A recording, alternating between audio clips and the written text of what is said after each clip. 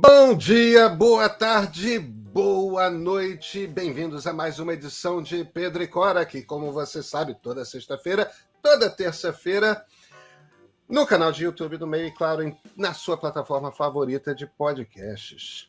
Nós tentamos sempre trazer um pouco do mundo digital e vocês sabem, o mundo digital anda um pouco esquisito. Eu sou Pedro Doria. Ao meu lado está minha amiga Cora Rona e quão esquisito está o mundo digital, Cora? Rapaz, eu domingo quase que não saio da cama, sabe? De susto. Fiquei com vontade de me enfiar embaixo do cobertor e não sair mais. Você quer ouvir essa história? Eu, se fosse você, iria querer. Vem com a gente.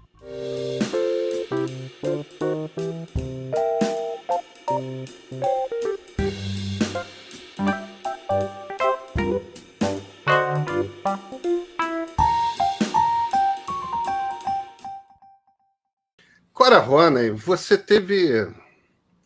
viveu uma experiência esquisita desse mundo digital da gente, né? Nessa semana. Conta, Cora.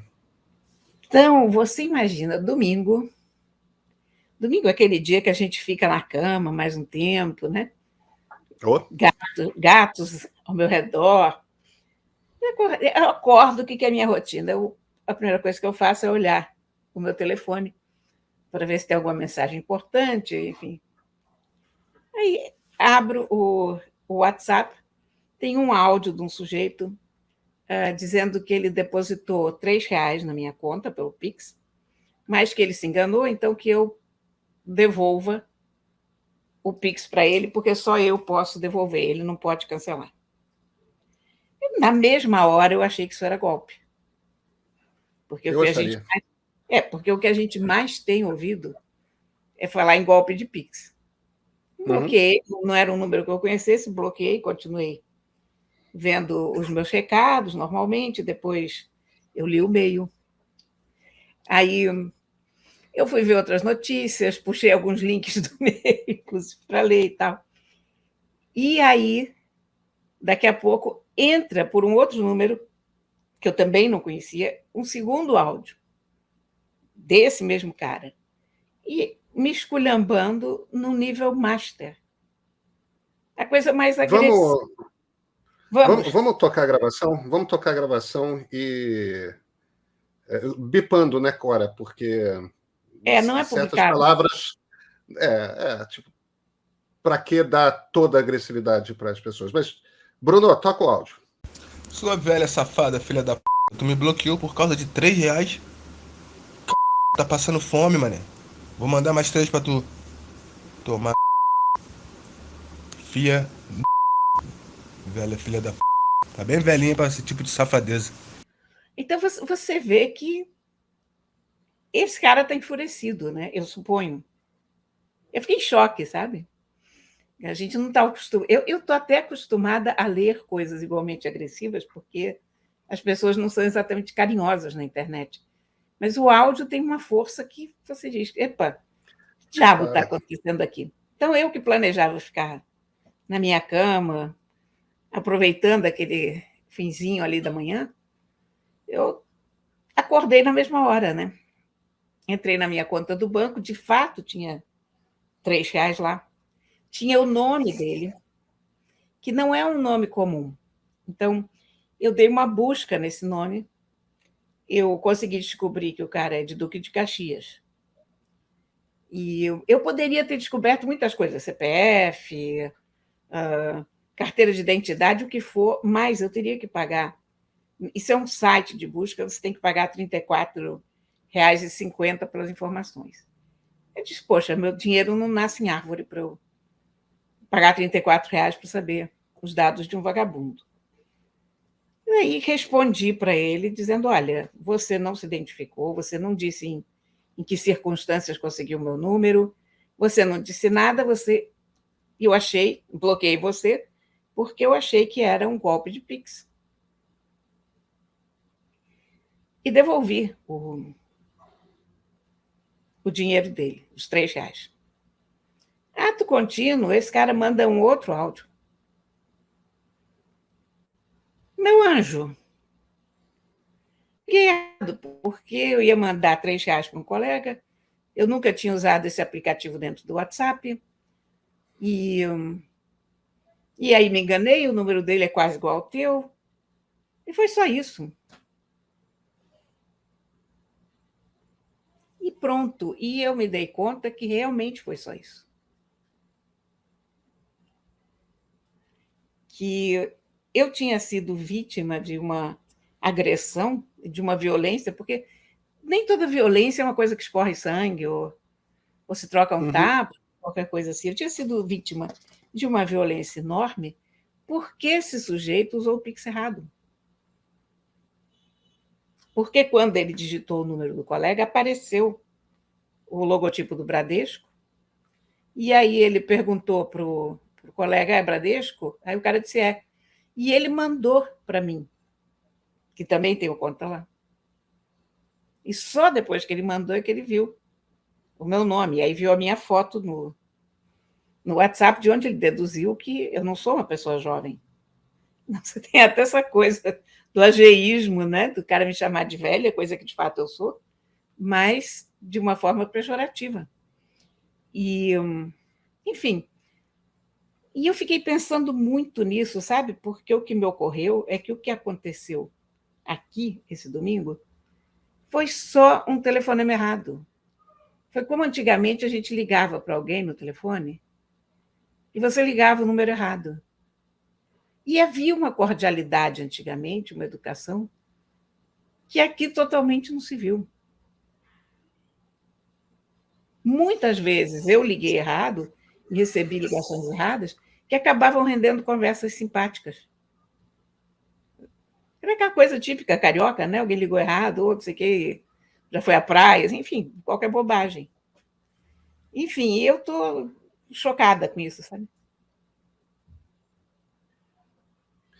É engraçado, a primeira coisa, você contando essa história, a primeira coisa que me veio à cabeça foi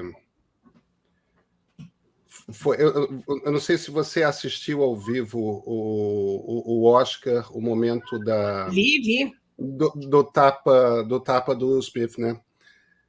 Que é aquela coisa de que, no momento que aconteceu, a minha reação, imagino que a reação do mundo foi de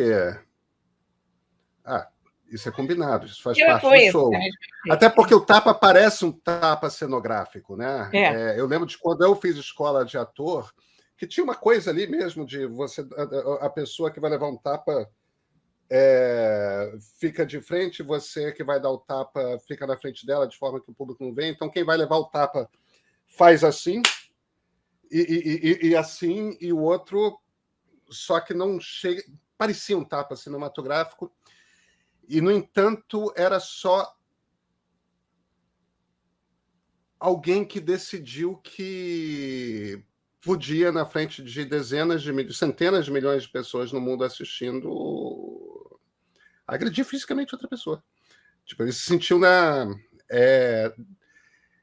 ele sentiu de alguma forma, eu não sei quantas vezes uma pessoa quanto Will Smith sai no braço, sabe?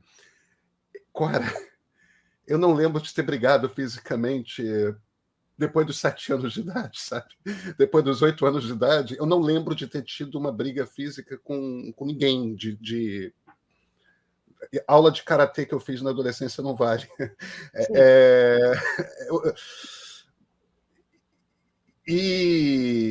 Eu acho muito... Teve gente que argumentou que, de fato, a piada com a mulher do Will Smith foi de uma grosseria e de uma insensibilidade horrorosas. Uma piada torpe, uma agressão também na forma de piada. Mas eu fico me perguntando se de alguma forma... Porque esse nível de agressividade que a gente vive na internet, as pessoas não... Ninguém discorda de você, Cora. Eu acho que você está errado por causa de X, Y, Z. Não. As pessoas saem na base do seu mau caráter. Como é que você pensa uma atrocidade dessas? Como é que... Tipo... se você não é uma pessoa que ideologicamente se encaixa exatamente como a outra pessoa na internet, você imediatamente é um comunista torpe ou um fascista torpe, e não há nada entre o comunista torpe e o fascista torpe, né? Absolutamente nada. E isso vira um ritual de agressão. As pessoas conversam se agredindo. Eu olho para a coisa do Will Smith e eu me pergunto se isso não é já essa agressividade na qual nós todos estamos mergulhados, começando a transbordar para a vida.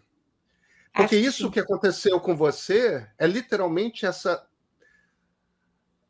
O normal é ser agressivo. O normal é você violentar as pessoas, não no sentido da violência sexual, mas no sentido mais amplo de violência. Normal é você agir de forma violenta com as outras pessoas.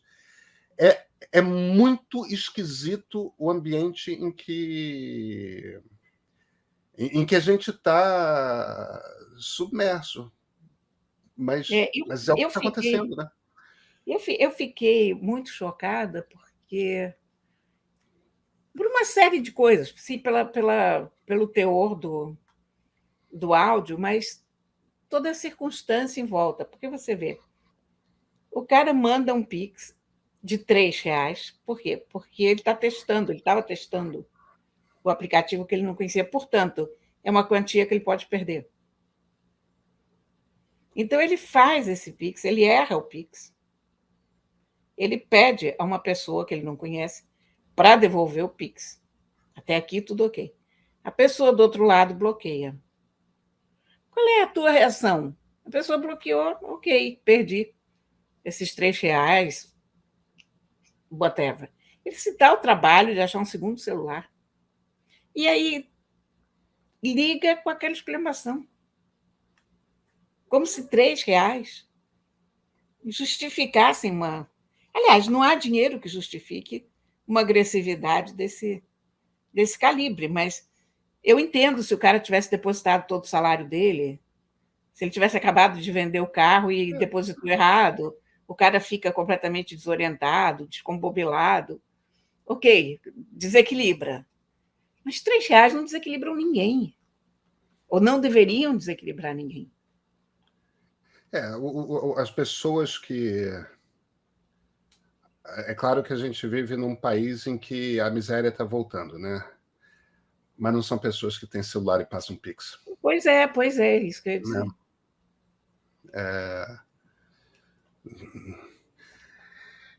Eu fico meio... A gente estava falando mais cedo, antes do programa começar,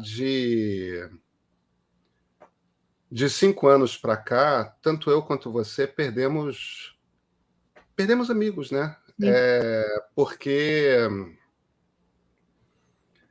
é engraçado, pessoas, por exemplo, do jornalismo cultural. Você já foi jornalista de cultura, eu nunca fui. Eu sempre fui ou de tecnologia ou de política, ou em geral, mais comumente de ambos, fazendo tanto tecnologia quanto política. Às vezes política internacional, às vezes política nacional, às vezes política local, mas sempre política e tecnologia. Mas numa redação você é amigo de várias pessoas, né? E eu fico meio espantado com a quantidade de jornalistas de cultura, que alguns dos quais eu cheguei a considerar amigos, pessoas com quem eu saía em épocas da vida para beber chopp toda semana. E que eu sei que não se interessavam por política, porque eram as pessoas que ficavam entediadas na mesa do bar quando começava a se falar de política. Tipo, isso... Pô, vamos falar de futebol, vamos falar do novo filme de não sei quem, vamos falar de... Putz, eu estou interessadíssimo numa moça bonitinha que senta naquela baia, não sei das quantas, na redação, tal. Quer dizer, qualquer outro assunto, mas não de... Porque isso... E, de repente, cortam relações, mas não cortam relações no sentido de... param de falar, vão se afastando, cortam relações no sentido de escrevem coisas nas redes sociais a seu respeito, como se você fosse uma pessoa distante que elas não conhecessem, o colunista tal, e vocês eram amigos. Escrevem coisas horrorosas porque você discorda politicamente. Como o fato de não pensar exatamente igual quer dizer, em essência, que você não tem caráter nenhum, que você cometeu algum crime terrível, tal. E isso, de certa forma, Cora, caminha com essa violência sobre a qual a gente está falando, porque a gente está vivendo um tempo de uma profunda intolerância.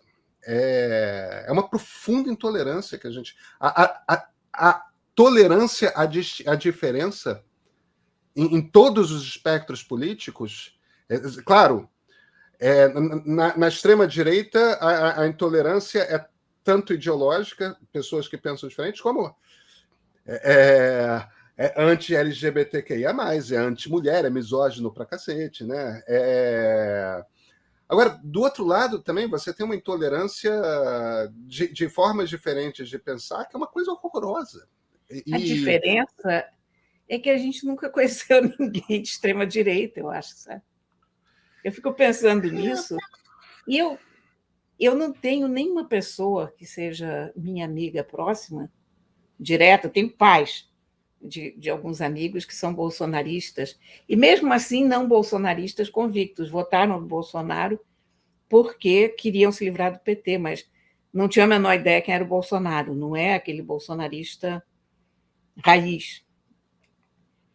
Não, eu tenho gente na família. Eu tenho gente na família. Por acaso, eu não conheço ninguém, então eu me dou conta que o meu reflexo à violência é, em geral, um reflexo à violência da esquerda. Porque da direita não me atinge porque ninguém era meu amigo naquele lado. Não, mas isso eu vivo também, Cora. A agressão que vem da esquerda me dói muito mais do que a agressão que vem da direita, porque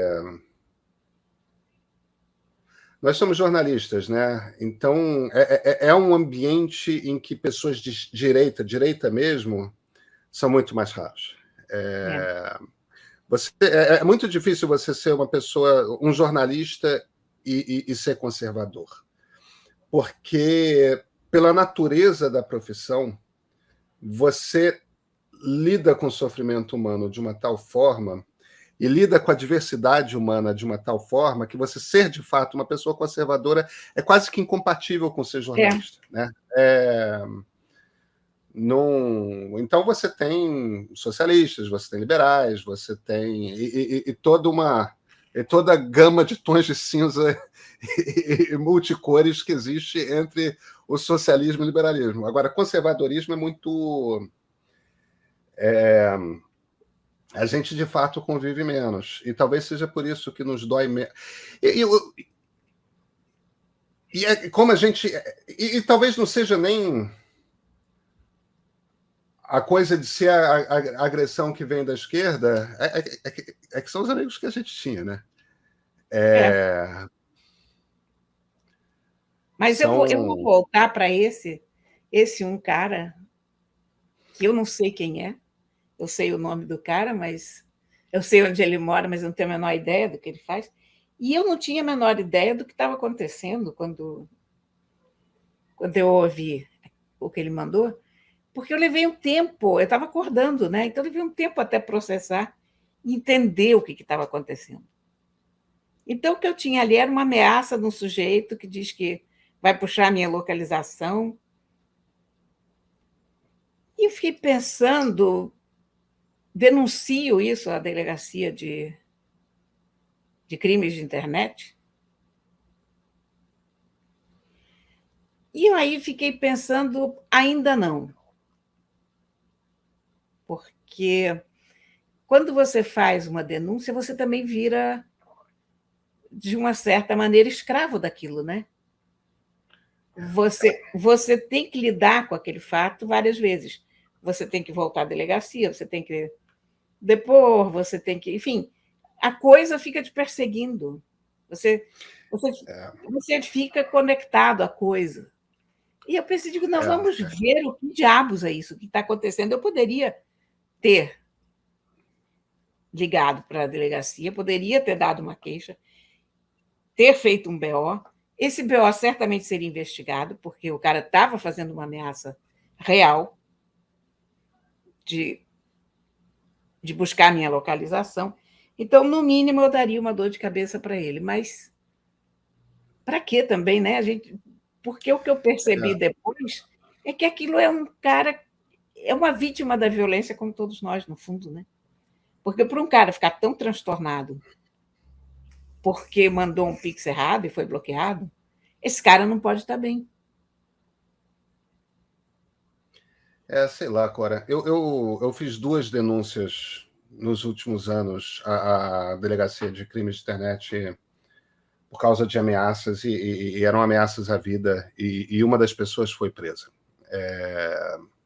Eram bolsonaristas ambos. Fez muito bem. Né? E essa pessoa que foi presa, foi presa em outro estado, em outra região do país. Foi presa no Centro-Oeste e era uma pessoa da região Norte. E eu fico com a impressão, pelo que eu li na imprensa local desse estado, ameaçou a mim, e ele tinha esse sujeito tinha várias outras ameaças que ele tinha feito. Ele tinha feito uma ameaça ao Bruno Sartori, que é aquele cara que faz aqueles... Sei. Aqueles vídeos fakes do Moro, do Bolsonaro, tudo mais, que são sempre humorados e muito claramente fakes, né? Ele não...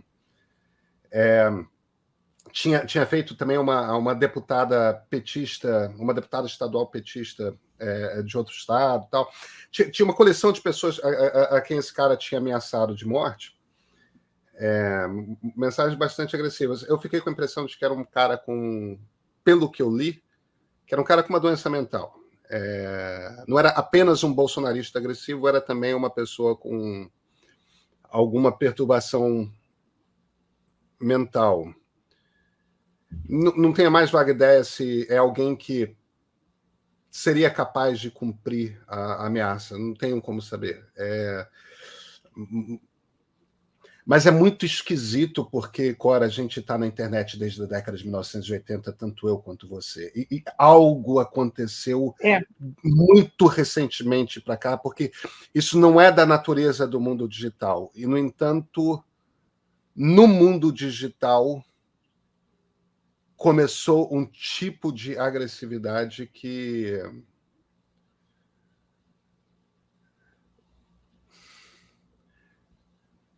captura as pessoas. Mas sabe o que eu acho? Eu acho que talvez isso seja uma consequência do famigerado algoritmo, sabe? Eu acho que sim. Porque a gente viveu numa internet calma, em termos, porque, olha, eu ainda me lembro de uma briga fenomenal no Rack Pets Cats, do fórum, lembra? Na Usenet. 500 anos atrás. Isso é antes do browser gráfico, isso é antes de ter navegador de web. O navegador de web gráfico, né? Era um grupo de discussão sobre gatos, né? Recreational, né? Rec, pets, cats. Quer dizer, era o nicho, né? E, gente, eu esqueci completamente qual era o grupo que entrou, mas era um grupo de trolls que entrou no Rec, Pets, Cats só para trollar. Na época, a gente nem tinha a palavra trollar, por sinal. E aí eles começavam a escrever coisas horrorosas, a gente conversando sobre os gatos e eles falando de gatos mortos e maneiras de maltratar gatos, enfim, coisas horríveis. E isso foi para a justiça nos Estados Unidos. Foi um caso célebre. Foi uma das primeiras grandes tretas de internet a ir parar na justiça. E, enfim, mas ainda era uma internet suportável porque não havia algoritmo. Então, a internet não empurrava para você o que ela achava que você queria. Você encontrava o que você encontrava. Porque a internet não empurra para você, o algoritmo não empurra para você o que você quer. O algoritmo empurra para você aquilo que vai te ficar fazendo voltar e voltar e voltar naquela caixa de comentários, que não é necessariamente o que você quer. Porque o algoritmo, na verdade, sabe que se você estiver profundamente irritado, você cria uma coisa neurótica de ficar voltando. O algoritmo explora o pior das nossas neuroses. Mas eu não diria que ele está te oferecendo... Isso é o Mark Zuckerberg que diz, né? Que ele está oferecendo para a gente o que a gente quer. Não é o que a gente quer. É o que faz a gente ficar lá, e voltando. E é uma coisa muito limitadora. E eu, no outro dia, eu estava me dando conta disso vendo o Instagram. Porque eu não frequento muito o Instagram. Eu já falei isso algumas vezes, não é um lugar onde se escreva muito, e a minha interação na internet é basicamente nesses dias de texto. E eu posto fotos de gatos. Eu tenho muitos amigos que têm gatos, eu acompanho vários gatos, eu dou likes em fotos de gatos. Se você vê o que é a minha área de explore do Instagram, é só gato. Mas eu não quero ver só gato no mundo. A minha então, são instantes, Cora. Porque eu fico publicando no meu stories uma estante. Desde que eu tenho blog, que eu tinha uma seção chamada Uma Estante às Quintas, que eu publicava fotos de estantes que eu achava interessantes. Mas olha... Eu voltei a fazer isso. Eu entro no Explorer, só tem estante. É insuportável. Eu adoro gatos. Mas as estantes não me agridem. Não, os gatos também não, mas eu estava pensando nisso muito recentemente, essa semana mesmo, porque eu estava vendo, digo, gente, eu estava pensando na coisa do algoritmo, porque houve, inclusive, um incidente essa semana no Facebook, que foi revelado lá dentro que, durante 6 meses, o algoritmo ficou favorecendo notícias estressantes e fake news, notícias que haviam sido... Você soube disso, né? Notícias que haviam sido apontadas pelos checadores de informações. Então, houve um erro no algoritmo e isso ficou circulando. E eu estava olhando no Instagram e pensei, mas qual é o sentido disso? Quer dizer, eu sigo, sei lá, 1.000 e não sei quantas contas, 600, sem exagero, devem ser de gato. Não precisa me apresentar mais gato. Me apresenta a coisa na ordem que foi publicada. Mostra as coisas dos meus amigos, mas eu acabo não vendo as postagens da minha filha, da minha irmã, da minha família, porque ele está querendo que eu veja mais fotos de gatos. Você pode favoritar as contas que você quer. Isso o Instagram te permite marcar as contas que você quer ver. Eu vou fazer. Eu faço isso no Facebook, mas mesmo assim não adianta nada, sabe?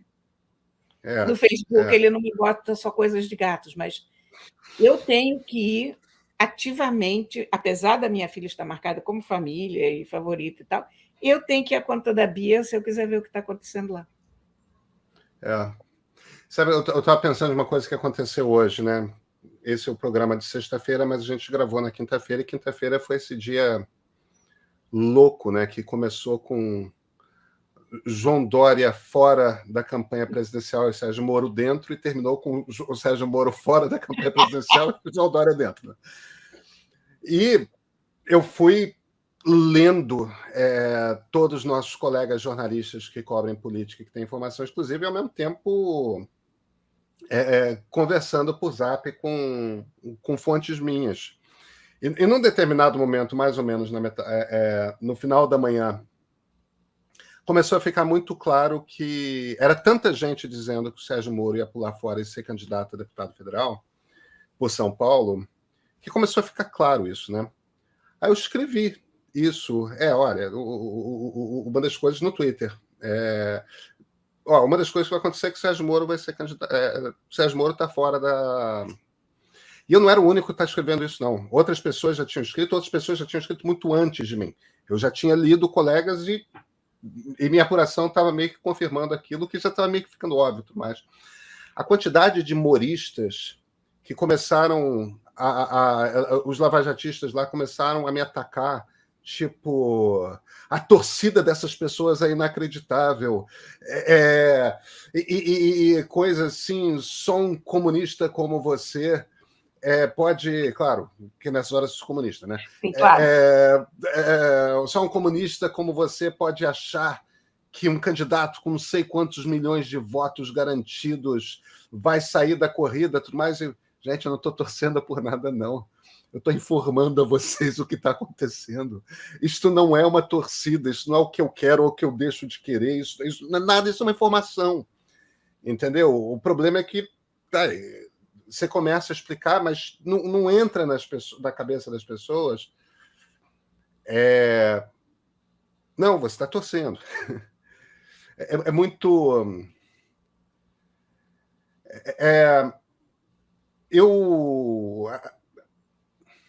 O que mostra, Cora, que além da questão da agressividade, tem uma profunda dificuldade de diálogo, de se fazer compreender.